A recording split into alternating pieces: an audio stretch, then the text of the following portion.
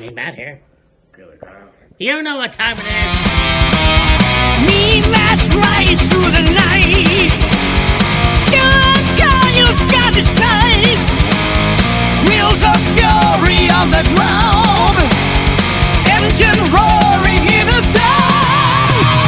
Feel the power, let it rise. With the battle in our eyes. Wheels of fury rolling strong. Together we will carry on.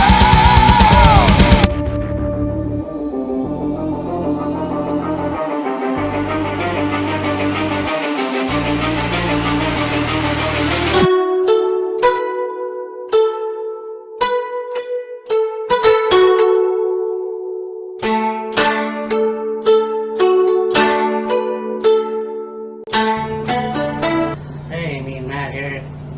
This is Killer Kyle. Namaste. Konnichiwa. Konnichiwa. Welcome to another episode of Wheels of Fear. Second installment of Look Back at 1979. Hi. We're going into August, which is kind of funny because, We're in August right now. yeah, this is a pretty weird pay-per-view, Yeah, well, if you call it that. I can call it that. Yeah. The matches were pretty good. There's one, the ending was like, okay, what the fuck just happened? Yeah. Aside from that, fairly good show. Now, for the card list, match list, there are some matches that we didn't see. The Battle Royal. Well, yeah. Aside from that, though, it was a pretty good show. There are some names that we know fairly well, and are fairly well known at this point. I feel like this was recorded on those camcorders you had in your family. Probably. Maybe, well, the last match was. Who knows what they filmed things on back in, well, late 70s. What I loved about watching Japanese wrestling, especially back in the 70s, is a lot of the traditional aspects of it. Oh, yeah. You have not necessarily the geisha girls, but the women with the flowers and all this other stuff. Yeah, you'd have when ladies come in, present each wrestler with a bouquet of flowers. They do the introductions, they'd have the match. And after the match, there'd be a trophy presentation. Other than that, like, we don't speak Japanese, obviously, but could you understand a fucking word that guy said? I mean, knowing who majority of the wrestlers were Yeah. on this card, didn't really need to know to understand what he was saying to know who they were. True. But, I mean, you know, back in the 70s, you know, I'm sure the audio wasn't the greatest, and I'm sure once you got into the 80s, into the 90s, Yeah. it would have improved. well, and I also noticed that they didn't have commentary. No. And it wasn't just New Japan and All Japan, but you had other promotions coming in. Right. So I thought that was pretty cool. And one thing I will say is, okay, this was 79, which is 6 years after New Japan started. Yeah. The New Japan started in 72. Yeah. But yeah. Yeah, that's amazing. And it was cool to see both Baba and Antonio Inoki. Like, obviously, All Japan and New Japan were on this card, so. Yeah. And like we of course know about what happened, the history with Inoki and Baba and the start of New Japan, what led to the start of All Japan, so on and so forth. Yeah. But you gotta have these guys teaming together is actually pretty cool. Yep. So, anyways, pitter patter, let's get at it. Exactly.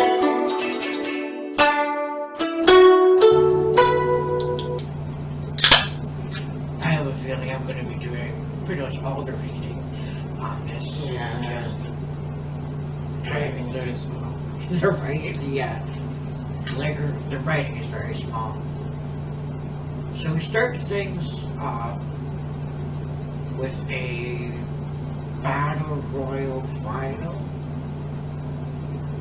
We have Otetsu Yamamoto versus Atsushi Onita. Yeah, Onita. Yeah. And you want to know where John Moxley got his fighting spirit, his Wild Thing theme song, his badass attitude, if you will. Right. This guy was the rebel of Japan. Oh yeah, absolutely. FMW, I believe. Yeah. And, you know, the guy with the leather jacket and smoking a cigarette come into the ring and just badass attitude. In fact, I'm surprised we didn't see him in this show. Yeah, really. Yamamoto went over with a backbreaker. And it looks like there's some other participant. Yeah. See who else was on in the Battle Royal, I guess, like a New Japan also did. IWE. And then we have a match for the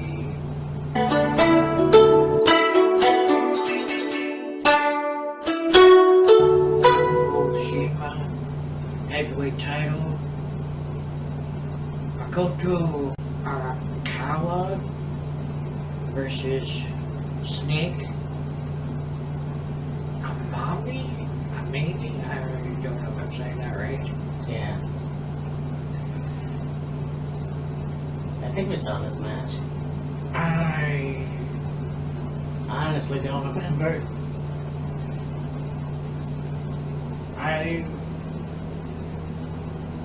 I know we saw the show because some of these matches were shown. Yeah. So looks like Arakawa won by pinfall. Right. Then you had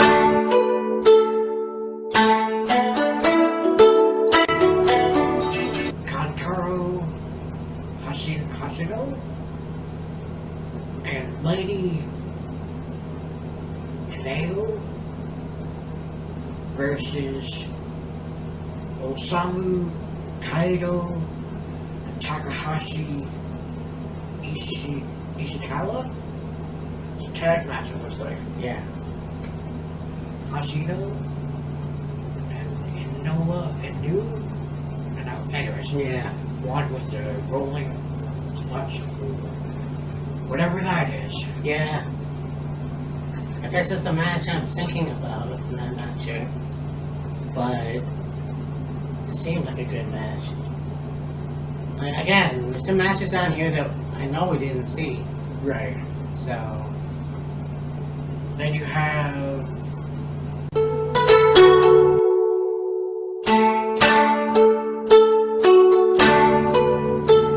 Kongo Kimura and Akio Sato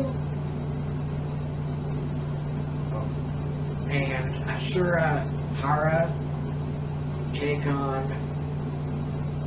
Isamu Turanashi, Haruka Elgin, I think, and Yoshiaki Fujiwara. I believe he's the guy Fujiwara armbar is named after. okay, oh, alright. And you got another rolling clutch hold Yes. for a victory. I guess it's like a crucifix pit, I think, or something along those lines. Yeah.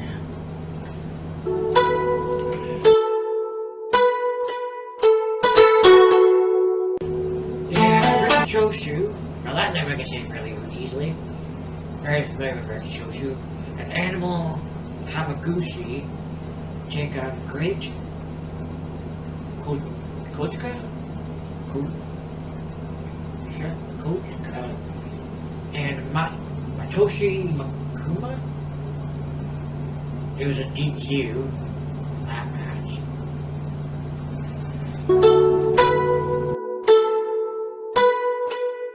And we have Saiji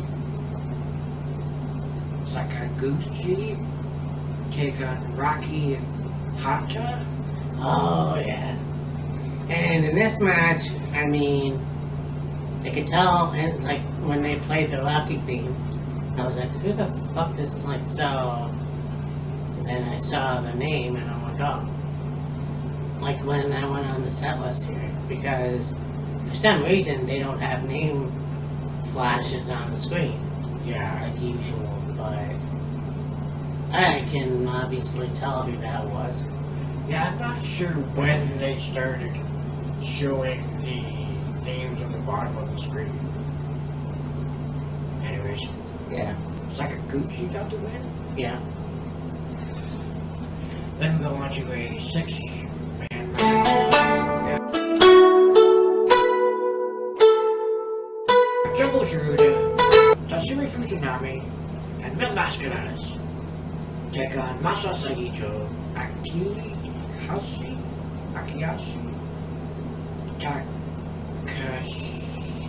Takashiho, and Tiger Taguchi. Yeah. Then, of course, Masaito, Mr. Saito, Yeah. master of the Saito suplex. Of course, Mil Mascaras, well-known name in, well, I'm sure Japan, and he wrestled in the WWF, Yeah. and in Mexico. Tatsumi Fujinami, the Dragon, Fujiwara Armbar, Dragon Suplex, Dragon Sleeper, Jumbo Shiruda.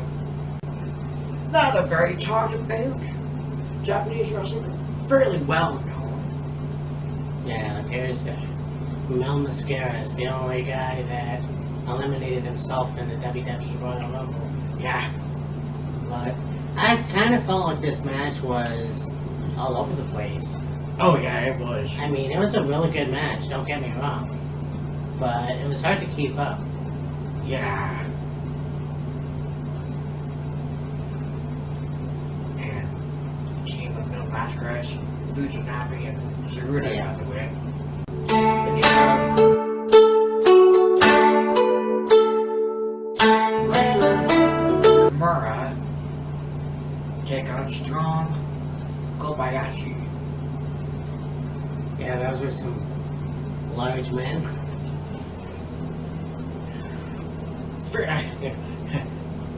Matt says to me, those are two big beefy boys. Like, by Japanese standards, yeah, by American standards, not so much. Rusher Kimura, I'm pretty sure he was the guy the Kimura was named after. Yeah. This one was a. Is this core? Seal? Corner? I don't know. There was a leg on the rope, but apparently, no, maybe that was a different match. Well, it doesn't say pin or whatever. It just, Yeah. I think this was the match where it was like, okay, what the fuck happened? I know. Yeah. Was there like both of them were outside the ring, Yes. beating each other up. One goes to get back in the ring. The other one grabs and pulls him out of the ring. They're fighting again. Then whoever it was got it back in the ring. Referee comes in the ring and he's raising. It's like, the fuck just happened? Yeah. Andy Hootie. Oh, yeah. We have, as Matt present, Giant Bubba teaming with the legendary Antonio Inoki. Bubba's a legend in and of himself. Anyways, taking on Abdullah the Butcher and Tiger Jeet Singh. God. two of the most notorious Canadian. heels in Yeah. wrestling Yeah. back in this time period. Well, actually, Ranjit wasn't Canadian, but yeah, I mean, you have these guys. You got obviously the president of All Japan Pro Wrestling and Giant Baba, Yes. and then the president of New Japan and Antonio Inoki. Right. Tiger Jitsing had matches in Stampede. Right, yeah. Of course, we all know Abdullah wrestle in World Council Wrestling. Yeah. World Wrestling Council. World Wrestling Council, right? And then WCW, ECW, WWE. Notorious for the fork. One thing that I noticed, he didn't really use it so much later on in his career. Not sure when Abdullah started wrestling. I'm sure it was not long prior to this. Anyways, just how quick his hands were. Oh, yeah. Yeah, for a huge man, I feel like he was ahead of his time. Yeah. I feel like, well, like you look at, if it wasn't for him, Big Van Vader wouldn't have had, well, he probably would have had that arsenal. Bam Bam Bigelow, yeah. But Abdullah was much bigger. And just the elbow drop. Yeah. I mean, you see that coming, you're like, holy fuck. He's like, this is gonna fucking suck. So, I mean, and Tiger, you know, one of these guys that was a very good wrestler in his own right, and his kids, or grandkids, Something like that. are wrestling in TNA. And then, you know, you have Giant Baba, who was a very good wrestler himself. Yes. And even wrestling in the 80s. Right, yeah. I mean, there was a take team match. I don't know if he was with or against Andre. And, I think he teamed with Andre. okay. It's been a long time since I've seen that. But, passed away in 99. We lost Inoki in 2020. I think it was after that. Yeah. I think it was 22, maybe? Yeah, it might have been. So, I'll look it up. But, yeah. There's a lot of legends in that match. oh yeah. Not sure why they had to show it twice, but Yeah, that was weird. yeah. Yeah, so you have Baba, the president of All Japan, and Inoki, the president of New Japan. And they had, of course, a business partnership alliance. They would exchange wrestlers back and forth with each other and so on and so forth. Basically, there was a falling out between Baba and Inoki, and yeah, it was a whole chaotic situation. When Baba passed away, his wife had the rights to All Japan. There was a whole big kerfuffle. Yeah. You talk about Tiger Jitsing and Abdullah Butcher being two of the most notorious heels in this time period, the 80s, well, the 70s, 60s, 80s. Yeah. Those two guys, okay, it wasn't so much here, but like, you saw these guys come to the ring, you fucking ran for your life. Pretty much, yeah. And that was the thing about back then, too. You look at wrestlers who are of Arabic descent, or Indian descent, rather. Right. Either or, like, they were portrayed as heels, Essentially. unfortunately. Just Yeah. the way it was. Yeah. I mean, look at the original Sheik. Yes. I mean, this guy was ahead of his time as the baddest motherfucker using stakes and fire and all that, and just Abdullah the Butcher, Windsor, Ontario. Yes. He would not break kayfabe and go into restaurants and only spoke in Arabic. Right. And he would not speak English. Now, Tiger should sing, I'm not sure. Yeah. So, I mean, he was in TNA for a while. He looked really good. I'm not sure if he passed away. Yeah, I don't know if Tiger Jeet Singh's still alive or not. I know Abdullah is. Oh, yeah. Abdullah's still alive. I remember when I thought he died. But, And of course, like Bad Rising, we lost Baba in 99 and then Inoki just a couple years ago. yeah, not too long ago. But it was an interesting time. And like I said, through the decades, Japanese wrestling just looked different. Oh yeah, absolutely. You know, a traditional in the 70s and 80s, and as it got closer to the 90s, it was more modernized. And Yeah. in the 2000s, it's still going today. Yeah. Well, not all Japan, but Yeah, New Japan's still going today. I don't know about Old Japan. I don't think so. no, speaking of 1999, Pro Wrestling Noah, Right? so actually I think that was 2000, but anyways. 99, 2000. Yeah. But yeah, they showed the take team match twice, and I'm not sure why. Yeah, the first match we watched was the tag match. And it's like, okay, cool. Then we get to the end of it, and it was basically the tag match again. It's just longer. Yeah. And it's like, okay, that was weird. In case you're wondering, yeah, Abdullah took up the fork Yeah. and used it. There was a point where he was caught in the ropes. Yeah, well, Well, he was leaned up against it. he pulled out the fork, was going to use it on Baba. Baba grabbed it from Butcher, stabbed him in the head with it. There's one point in the match where Abdullah's on the canvas, he's on his hands and knees. Baba's kicking him in the head, and you can clearly see Abdullah blading himself. Oh, yeah. And I was like, I don't think getting kicked in the head would cause you to bleed, but whatever. Yeah. No.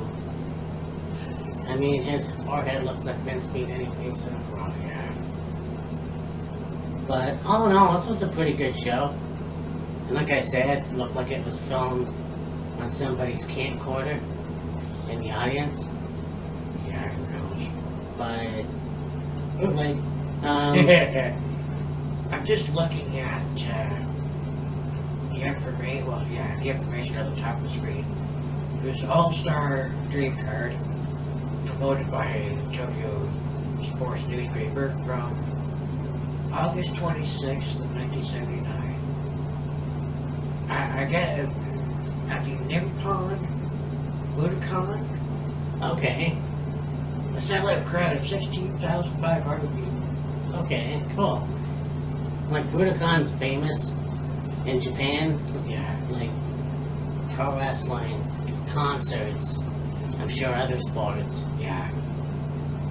So that's pretty cool. So,